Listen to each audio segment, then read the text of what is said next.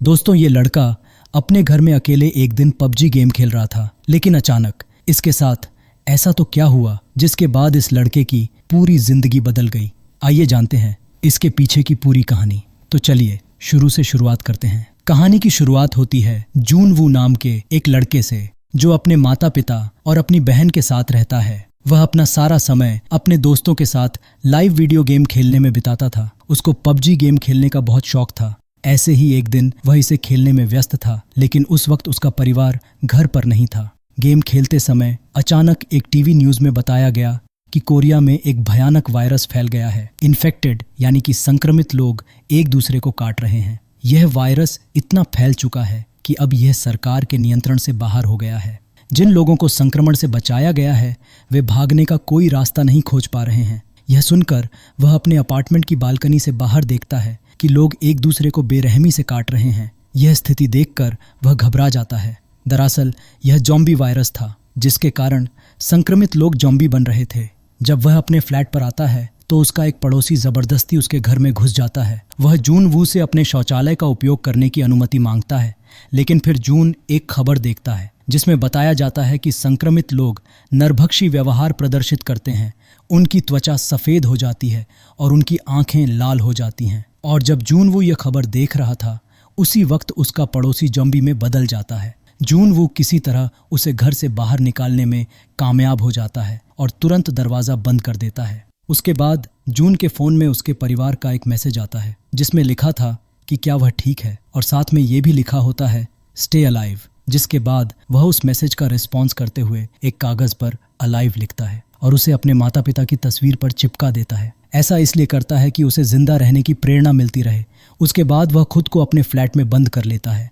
फिर ज़ॉम्बी से बचाने के लिए वह फ्रिज का इस्तेमाल एक बाधा यानी कि ऑब्स्टिकल के रूप में करता है। वह सोशल मीडिया पर स्टे अलाइव के बारे में एक पब्लिक नोट अपलोड करता है ताकि उसे किसी की मदद मिले, लेकिन कोई भी उसकी मदद के लिए नहीं आता, क्योंकि जिस इलाके में वह रह रहा था वही ज़्यादातर ज़ॉम्बी संक्रमित थे।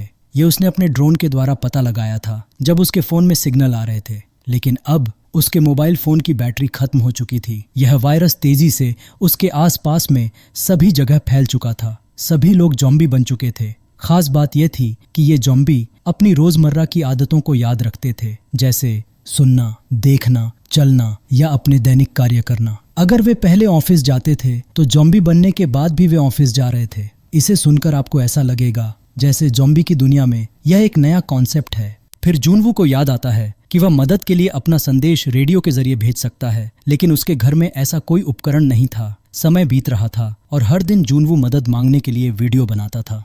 यह साफ था कि कई दिनों तक घर में कैदी की तरह रहने के कारण चीज़ें खत्म होने लगी थीं, जैसे खाने पीने का सामान, इंटरनेट और नेटवर्क। फिर रात में वह देखता है कि एक महिला पुलिस अधिकारी ज़ॉम्बी से अपनी जान बचाने के लिए लड़ रही है, लेकिन वे ज़ॉम्बी उसे मार देते हैं। और यह सब जून वू के सामने हो रहा था। वह पुलिस अधिकारी को बचाने के लिए ज़ॉम्बी का ध्यान अपनी ओर खींचता है, लेकिन उसका यह प्रयास व्यर्थ जाता है। इसी बीच एक ज़ॉम्बी मुख्य दरवाज़ा खोलकर उसके पास आने की कोशिश करता है, जिसके बाद जून वू एक ड्रामेटिक सीन्स रचता है जिसमें वह अपने घर की इमारत से नीचे लटक के ऐसा दिखाता है जैसे वह नीचे गिर गया हो, जिसके चलते वे ज़ॉम्बी भी इमारत से नीचे गिर जाता है और मर जाता है।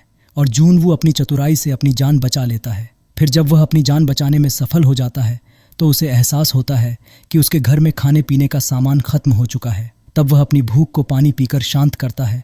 पानी पीने के बाद शुरुआत में तो वह अच्छा महसूस कर रहा था, लेकिन फिर उसे हेलुसिनेशंस होने लगते हैं, जिसमें उसे लगता है कि उसका परिवार घर आ गया है और सब कुछ सामान्य हो गया है। लेकिन हकीकत में ऐसा कुछ नहीं हुआ था। फिर अचानक उसका मोबाइल नेटवर्क रिस्टोर्ड हो जाता है, जिसमें वह देखता है कि उसके परिवार ने उसे एक वॉइस नोट भेजा था। यह वॉइस नोट उसके परिवार और बाकी इंसानों का आखिरी मैसेजेस था, क्योंकि बाकी लोगों के साथ साथ उसके परिवार के सदस्य भी ज़ॉम्बी बन चुके थे। यह सुनकर वह गुस्से से भर जाता है और अपने घर को तोड़-फोड़ करना शुरू कर देता है और फ्लैट से बाहर निकल आता है। लेकिन बाहर के भयानक ज़ॉम्बी को देखकर और उनसे लड़ने के बाद वह वापस अपने फ्लैट में लौट आता है।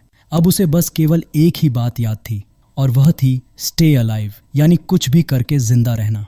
ज़ॉम्बी को देखकर वह फैसला करता है कि कुछ भी हो जाए, लेकिन वह ज़ॉम्बी कभी नहीं बनेगा। और अब इस ख्याल के साथ वह आत्महत्या करने के लिए खुद को फांसी लगाने की तैयारी करता है। लेकिन तभी अचानक सामने वाली इमारत से किसी ने लेज़र लाइट की मदद से उसकी जान बचाई। फिर जब वह जाकर देखता है तो उसे उस इमारत में एक और सर्वाइवर दिखती है जिसका नाम किम यूबिन था। फिर वो दोनों हर रोज फोन और आईपैड के जरिए एक दूसरे से इशारों में बात करते थे। यूबिन ने अपने मुख्य दरवाजे पर एक जाल बिछाया था जिसमें एक ज़ॉम्बी फंस जाता है और इस मौके का फायदा उठाकर वह उसे मार देती है। दरअसल यूबिन एक अच्छी लड़की थी और किसी को मारना नहीं चाहती थी, लेकिन हालात ने उसे ऐसा करने पर मजबूर कर दिया, क्योंकि अगर उसने ज़ॉम्बी को नहीं मारा होता तो ज़ॉम्बी उसे मार देता। फिर जब यूबिन को पता चलता है कि जून वू कई दिनों से भूखा है तो वह उसे खाना देने के लिए एक बोल को एक रस्सी से बांधकर उसके अपार्टमेंट में फेंकने की कोशिश करती है। लेकिन जिस बोल की मदद से वह रस्सी फेंक रही थी वह सड़क पर गिर जाता है। तब जून वू अपना ड्रोन भेजता है और ड्रोन की मदद से दोनों के बीच एक रस्सी बांध दी जाती है और इसके बाद खाना जून वू तक पहुंचा दिया जाता है। लेकिन तभी एक ज़ॉम्बी नीचे पड़े रस्सी से बंधे उस बोल को देख लेता है। दरअसल वह अपने असली जीवन में एक फायर फाइटर था, इसलिए उसे रस्सी के सहारे चढ़ना आता था क्योंकि यह उनकी आदत का हिस्सा था। वह उस रस्सी को खींचता है जो यूबिन के टेबल से बंधी थी। तभी टेबल अपनी जगह से खिसक जाती है और जोर से आकर यूबिन से टकराती है, जिससे वह बेहोश हो जाती है और वो ज़ॉम्बी रस्सी के सहारे चढ़ना शुरू कर देता है।